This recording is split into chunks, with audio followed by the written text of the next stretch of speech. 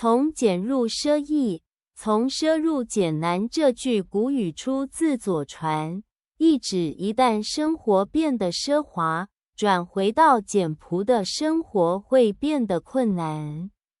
这一观点反映了人们对于生活方式变迁的深刻认识，也涉及了物质与精神层面的心理适应。从这句话中，我们可以探讨几个方面的含义。首先，这句话揭示了生活方式的转变带来的心理挑战。当一个人或一个家庭从简朴的生活转向奢华的生活时，适应的过程相对容易。因为奢华的生活往往带来的是物质上的舒适与享受，这种变化满足了人们对于舒适和享受的需求。相比之下，从奢华的生活转回到简朴的生活则困难得多，因为这样的转变涉及到放弃曾经的舒适与享受，心理上的适应过程比物质上的调整要复杂得多。例如，一个人可能从一个富裕家庭转入中产阶级家庭，初期的奢华生活会让他享受舒适的居住环境、高档的食物和娱乐活动。当这种生活方式成为习惯后，他的生活标准会提高，对奢华的需求也会增加。然而，当这个人因某些原因需要回到简朴的生活时，他会发现自己很难适应。这种心理上的矛盾和不适应，往往会使人感到焦虑和不安。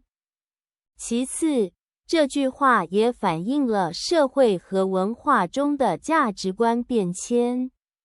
在许多文化中，奢华被视为成功和地位的象征，而简朴则被认为是生活在困难中的象征。因此，当人们从奢华的生活中退回到简朴的生活时，可能会面临社会和文化上的压力。这种压力来自于外部的期待和对于失去社会地位的担忧，进一步加剧了适应困难。此外，这句话还涉及到人类的惯性思维和行为模式。人们在奢华生活中逐渐形成了一套行为模式和习惯，例如高消费、高享受的生活方式。一旦这些习惯深入人心，改变它们变得尤为困难。即使面临财务困难或生活状况的改变，人们往往会发现很难放弃曾经的生活方式，这也是因为改变已经形成的生活模式需要付出额外的心理努力和自我调整。